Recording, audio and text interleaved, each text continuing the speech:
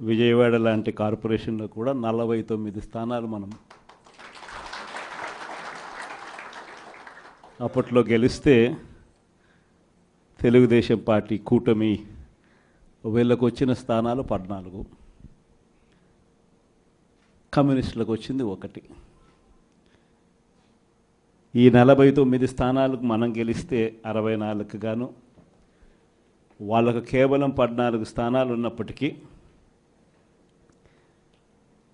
ఎన్నికలు అయిపోయిన తర్వాత రోజు నుంచి రకరకాల భయాలు, రకరకాల ప్రలోభాలు అదే పనిగా పెడుతూ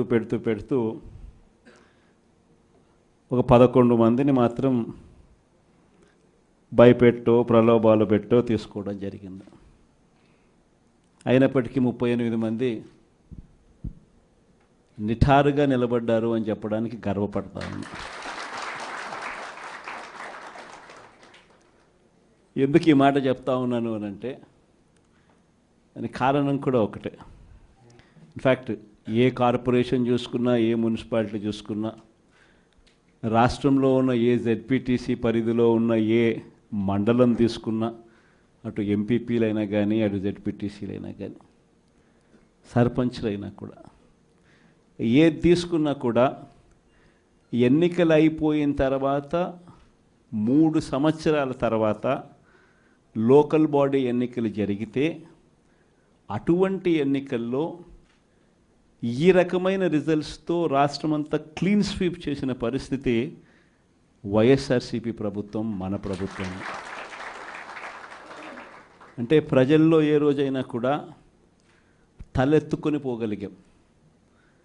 ప్రజలకు ఎన్నికల మేనిఫెస్టో అని చెప్పి ఏదైతే ఎన్నికల వేళ మనం ఏదైతే ఇచ్చామో, చూపించామో, ఏదైతే చూపించి మనం ఓట్లు అడిగామో, ఆ ఎన్నికల మేనిఫెస్టోలో 99% హామీలను నెరవేర్చి ప్రతి నెల ఏ పథకం అమలు చేస్తూ ఉన్నామో బడ్జెట్ ప్రవేశపెట్టే రోజే సంక్షేమానికి సంబంధించిన క్యాలెండర్ కూడా రిలీజ్ చేస్తూ, ఇదిగో ఈ నెల ఈ పథకం, ఇదిగో ఈ నెల ఈ పథకం, ఇదిగో ఈ నెల ఈ పథకం అంటూ క్రమం తప్పకుండా ప్రతి సంవత్సరం ఎక్కడా కూడా ప్రజలకు నష్టం జరగకుండా, ఇబ్బందులు పడకుండా, క్రమం తప్పకుండా ఇచ్చిన ప్రభుత్వం ఏదైనా ఉంది అని అంటే అది దేశ చరిత్రలో ఒక వైఎస్ఆర్సీపీ ప్రభుత్వం మాత్రమే అని చెప్తాను. వైఎస్ఆర్సీపీ అన్న పార్టీ నిజంగా ఒక విలువల కోసం నిలబడిన పార్టీ. నా దగ్గర నుంచి మొదలెడితే ప్రతి కార్యకర్త కూడా, ప్రతి గ్రామ స్థాయిలో ఉన్న కార్యకర్త కూడా కాలర్ ఎగిరేసుకొని ఇది నా పార్టీ అని చెప్పి గర్వంగా చెప్పుకునే, వాళ్ళకి ఏదైతే మనం చెప్పామో అది చేసి చూపించిన తర్వాతనే మనం ఓట్లు అడిగి గెలిచాము. కాబట్టి ప్రజల దగ్గర ఏ రోజు మన విలువ తగ్గల. కానీ ఎన్నికలైన 9 నెలలు కూడా తిరక్క మునిపే ఈరోజు ఏ తెలుగుదేశం పార్టీ కార్యకర్త కూడా గడప గడప అంటూ ప్రజల ఇళ్లకు వెళ్ళే పరిస్థితి ఏ ఒక్కరికి కూడా లేదు, ఎమ్మెల్యే దగ్గర నుంచి కార్యకర్త దాకా. కారణం, ఏ గడపకు వెళ్ళినా కూడా వీళ్ళు ఎన్నికలకు ముందు ఇచ్చిన వీళ్ళ మేనిఫెస్టో సూపర్ 6లు, సూపర్ 7లు ప్రజలు వీళ్ళకి ఇలా చూపించి, ఆ ఇంట్లో నుంచి ఒక చిన్న పిల్లాడు బయటకు వస్తాడు, నా 15,000 ఏమైంది అని అడుగుతాడు. ఆ ఇంట్లో నుంచి 2 పిల్లలున్నా, 3 పిల్లలున్నా ప్రతి పిల్లాడు బయటకు వచ్చి ఆ తెలుగుదేశం పార్టీ ఇంటికి వచ్చిన తెలుగుదేశం పార్టీ నాయకుడిని, కార్యకర్తను ఆ పిల్లాడు కూడా ప్రశ్నిస్తాడు, నా 15,000 ఏమైంది అని. వీళ్ళింటికి పోయినప్పుడు ఆ పిల్లల తల్లులు ప్రశ్నిస్తారు, నా 18,000 ఏమైంది అని చెప్పి. 50 ఏళ్ళు నిండిన వాళ్ళు వచ్చి ప్రశ్నిస్తారు, నాకు 50 ఏళ్ళకే పెన్షన్ ఇస్తానన్నా నా 48,000 ఏమైంది అని చెప్పి.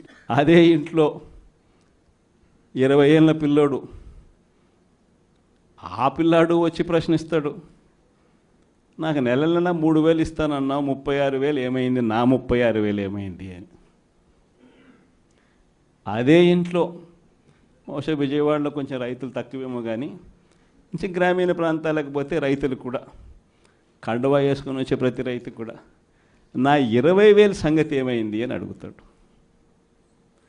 ఇలా ఏ ఇంటికి వెళ్ళినా కూడా తెలుగుదేశం పార్టీ నాయకులకు కానీ కార్యకర్తలకు కానీ ప్రజలకు సమాధానం చెప్పుకోలేని పరిస్థితుల్లో వాళ్ళు ఉన్నారు. ఎన్నికలప్పుడు ఏదైతే మాట చెప్పాడో ఆ రోజేమో మేము చెయ్యకపోతే మా కాలర్ పట్టుకోండి అని అన్నాడు. మరి ఈరోజు ప్రజలు కాలర్ పట్టుకుంటారేమో అని చెప్పి భయపడి రెడ్ బుక్ రాజ్యాంగం నడుపుతూ ఉన్నారు. ఈరోజు ఏమంటా ఉన్నారు? ఎన్నికలు అయిపోయిన 9 నెలల తర్వాత ఈరోజు ఏమంటా ఉన్నారు? సంపద సృష్టించడం ఎట్టనో నా చెవిలో చెప్తే నేను తెలుసుకుంటాను అంటున్నాను. వాస్తవాలు. ఇదే మాటలు ఎన్నికలకు ముందు నేను చెప్పా. చంద్రబాబు నాయుడు నమ్మడం అంటే చంద్రముఖిని నిద్ర లేపడమే అని. ఇదే మాటలు నేను ఎన్నికలప్పుడు చెప్పిన. చంద్రబాబు నాయుడు నమ్మడం అంటే పులి నోట్లో తలబెట్టడమే అని చెప్పి ఇదే మాటలే నేను చెప్పా. మేనిఫెస్టో ప్రజెంటేషన్ చేసేటప్పుడు ఇక్కడ ఇలా నిల్చుని ఇలా మేనిఫెస్టోని ఇలా చూపించా. మన మేనిఫెస్టోని ఇలా చూపిస్తూ వాళ్ళు చెప్పిన మేనిఫెస్టో హామీలను కూడా ఇలానే చూపిస్తూ చెప్పా. ఇది సాధ్యమయ్యేటివి కాదయ్యా చంద్రబాబు నాయుడు చెప్పేటివి. రాష్ట్రానికి సంబంధించిన బడ్జెట్ ఇది.